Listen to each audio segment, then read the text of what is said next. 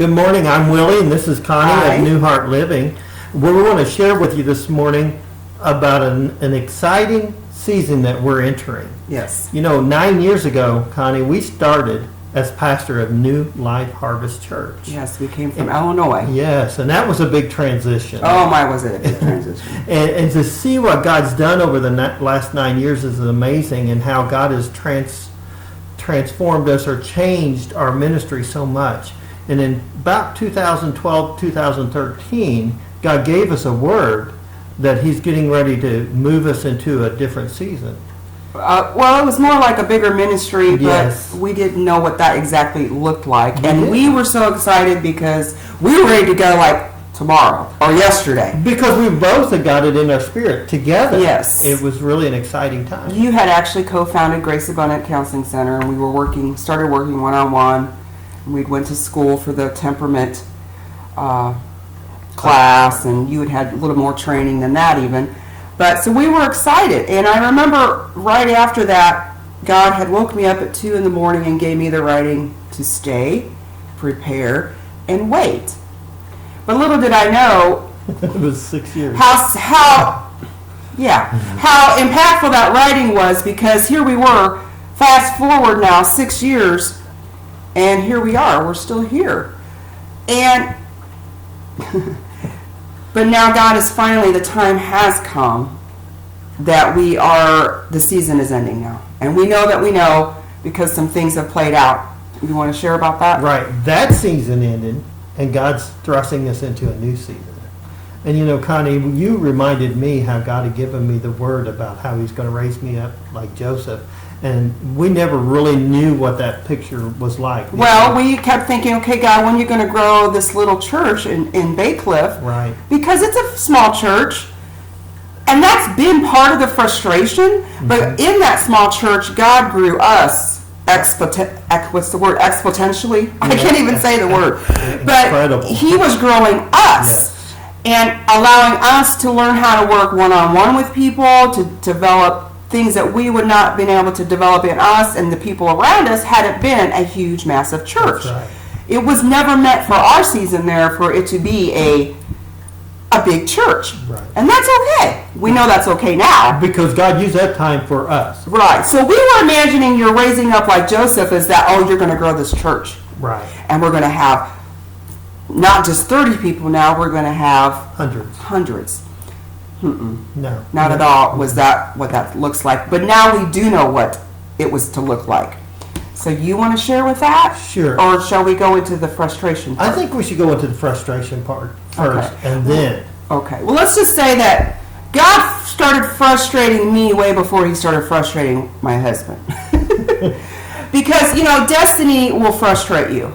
When you know there's something bigger and more, destiny frustrates you, but that frustration is used to move you. But I was like, about 2 years ago, it's like, wait a minute, I am, and this isn't a prideful thing. This is just know that I was finally knowing that I had that incredible gift of teaching. I had a dream of traveling and speaking.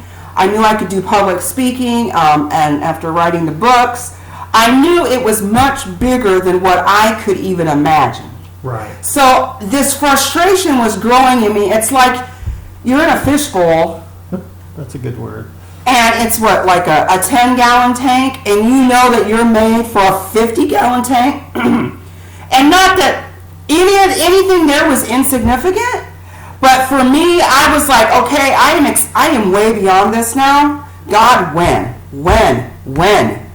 And I didn't understand that why I couldn't just sit in the pew anymore, that I could occasionally, we spoke together, right? And we used to speak, we used to go to churches and speak, but that had kind of stopped. But now I couldn't just sit and not be part of that anymore, because God had brought me to a place where he had refined the skills and the talents and the giftings he had put in me, and now I knew it, and I had been doing it, and I had to do it now. In fact, Connie, I think that one of the things that was really spoke to me as you were saying that is there was a season where I'd hurt myself pretty bad. That was last summer, yes. Yeah, and I was out of work for a while. I couldn't even get out of the house for quite some time, And God used that time to even refine you a little bit more to refine both of us. Yes. It was one of the hardest seasons we've ever entered into because I had this picture in my head. God, I know that what you've spoken to me, and I know it's bigger than this, but this whole circumstance is not what we planned. And what if this is because you're disabled. You have one leg, and when a disabled person falls, they're even more disabled. So the reality of that disability, for me, was magnified. Right. Not that I didn't always know you were disabled. I mean, there for a while, I mean, you literally were having to even help me bathe. It was so bad. And Yeah, because, when a man has one leg, and then he hurts an arm, and then he can't have crutches when he takes his leg off, his prosthesis, guess what? That magnifies everything. It's not just a normal person falling. No. And so it really, it tripped both of us up. And but so, God knew that. Yeah, and I think that's what... He didn't cause that, but I think he allowed that for that. Right, because I think that's whenever the frustration became really strong for both of us is during that season. Oh, and I'll admit I was not the best wife at that season. But in the midst of that, right, I got another book done. I actually did my own website, which that was a miracle in itself because doing that was frustration. Plus, I had to speak and teach at the church weekly, all summer long almost. But I actually thrived in that, and the things that would normally have discouraged me because the numbers were probably lower than they'd ever been at church, normally that would have discouraged me to all get out and I would have wanted to just quit. I kept pushing forward. I brought visual aids when I taught up in the pulpit. It was an incredible time that way, but personally it was one of the most difficult times we had. But would you like to share what happened right before you fell? What was going to happen for the interview? Oh, yeah. So before that, I had really been starting to get an unction to start I've had a passion to always go into ministry, but, outside of pastoring. Right. You go into prisons to minister outside of pastoring. And so I thought, well, why not apply for a chaplain job? So I did. And the very first application I sent off, I got an interview. And which you fell just a few days before. 3 days. 3 days before this interview. But you went, didn't you? Yes, I went. And it was in pain. He had torn his rotor cuff. And we thought, this will be wonderful because this is something we both can do. Because once you get in the door, it can still be a team thing. I can go in and occasionally teach too, This would be perfect. Well, then he falls. That plan didn't work out. Right. Like, what's going on here, God? And you have to understand, by that time, my frustration was so high I'm ready for more. There's something more. And then this happened. I'd start to get some hope that it's going to happen, God. Yeah. And then that happened. So I dealt with, and I think you too, disappointment. Yes, absolutely. What to do with disappointment. Right. But God uses disappointment to refine us. So, fast forward, you didn't get it. He couldn't have done that job. Not with having surgery. He could hardly move. So, that whole summer, that was out. So, but I kept continuing to apply for these jobs. Yes. And I think it wasn't, then some things started happening with the church, like our parsonage. We had to kick out our renters. They destroyed the parsonage. We spent, 2 months? Cleaning it. Redoing the parsonage completely. It was, we were going every direction. It was exhausting, but I think at that time, we were starting to see more that, okay, we know now, we're tired. We know that this has got to change. But I think it was God leading us. That was the starting, next catalyst for you. That's when you really started applying again, I think. Right. Was for the chaplain jobs. And once I started healing better. And one of the things I was thinking about, Connie, is as we started we had to move the people out of the parsonage. One of the things that God showed us, because we always depended on the parsonage for our provisions. Yes, because we would get a housing allowance, and I was more so than you, but I think you'd even done that. And God taught us right through that period that, listen, you're trusting this is your source instead of me. Right. And so we went 2 or 3 months without that housing allowance. And we realized that God is our provider. I can hear our fridge tapping. Excuse the tapping if you hear it. That's my broken ice maker. But anyway, I'm just laughing at my tapping because he knows it irritates me. It's like he's going to get that fixed. Right. So, where were we? Oh, about the... but God taught me through that. He paid the rent. We had plenty of money. Don't even ask me how now. We did, but we did. Mm-hmm. So that was breaking me out of like, wait a minute, you're right. You are the source. Yes. You know how you think you trust God's the source until something goes away and now you realize, well, maybe I really didn't trust you as the source. I'm trusting your provision instead of the source. Right. And that was yes. good teaching. And I think it was a teaching to get us prepared for where he's taking us now. Yes. Because that would have kept us right. past due season. Right. And if he wouldn't have done that, we would probably not even be where we're at right now. So would you like to transition to the new season that we're entering into? Right. So I kept applying for the jobs. In fact, Connie even joked, "Are you going to make a career of doing interviews?"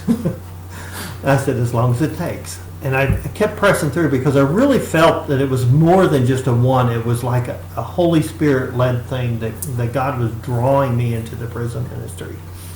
And finally, in November, I did an interview. No, I did interviews in November. You had like 4 or 5 interviews. Yes, it was crazy how many. And finally, a few weeks ago, I finally got an interview, and then I got a phone call. Well, shall we share about the dog? Yes. Oh, yes. So this wasn't he had a local interview that we really wanted him to get because it was local and it was through the Christian-based unit from transition type unit. Mm-hmm. And but he had a dream about a dog. My husband never dreams. When he has a dream, the dreams mean something. Yes. And he had a dream about what was it? Just a dog, right? In the prison? A dog in the prison. It was like a German Shepherd type dog, and it was in the prison, and it was a happy dog, and it was just kind of bouncing around doing some stuff. And so what happened when you went to the interview the next day? When I went to the interview that very next day, there was a dog, a happy German Shepherd, doing his work. He was a working dog in the prison. And I came home. And you told me about that. I'm like, what's that mean? But he had another interview after that, too. Right. So... And then it was just a few weeks ago when you were giving your sermon. You thought it was the last interview. I said, no, it wasn't. You had the dream about the dog because we were trying to remember, right. Was it the unit that he got hired? Yes. And it was the unit that he got hired at. And so God used that to confirm that the time was come. And it's just been an incredible, exciting time for us, because God is transitioning us into the prison ministry, and as well as New Heart Living, birthing yes. New Heart Living, and that began before the prison mm-hmm. He got hired. Mm-hmm. But thanks to Franco and Carol Charles, I always you know that you have this road that God is going to put you on, but you don't narrowing that down and how to get there and what needs to be done. It can really frustrate you, and God connected us with 2 people that now we had a vision statement, we had a mission statement. When he asked us the question, what are you about? Mm-hmm. And we had to really think, when somebody asks you a question that makes you think, what has our main message really been about the last 9 years? Right. What has God really shown both of us? Well, number 1, heart, because both my books, first book, Two Hearts Collide. It was a journey about me and God, writing back and forth. Then downloads from the heart of Daddy God. And then people misrepresenting God's heart, not really understanding his heart towards us. So out of all this talking with these 2 people that he connected us with, we got who we are. Right. We are New Heart Living. That is the new ministry. And within that, we've got, we're authors, we're public speakers, we're teachers, and now we can see how this is supposed to look and how this is supposed to play out. Right. Now, I'm sure there's surprises coming. It's never going to be exactly what you think. But now you have to have a vision. You have to have a picture for you to see it so you can do it. God puts that in our imagination so we can start imagining it. Right. And that started right before you got this job. Correct. So, June 2nd is our last Sunday pastoring at New Life Harvest Church. Yes. Actually, you start next week as a chaplain at the Huntsville prison. Yes. And that's been an exciting transition because it's just showing us how God has just always had this plan. It was 20 years ago I got the message, I'm going to raise you up. Oh, we have to share that too. Oh, that's what. Yes. Sorry, that's very critical. Yes. Because I started praying and it wasn't the unit. It was the Christian unit that we were hoping he'd get the job for. And I started praying over him the morning of that job. Mm-hmm. And as I'm praying, it clicked. God said he was going to raise you up like Joseph. Well, where was Joseph? Where was he raised up? Right before he was raised up out. In the prison. In the prison. Mm-hmm. And when I prayed that, I get chills right now just talking about it. It was like, for him and me both, that's what he meant. Yes. 20-some years, Awaiting. I'll raise you up like Joseph. And now you have the picture of what that looks like. And we thought it was going to be something else. Right, right. And it may be even more than that, but for sure it's that because That's the prison. That's it. He's going to raise this man up in the prison. He's going to affect and change lives in the prison. And guess what? His wife gets to come along too. Right.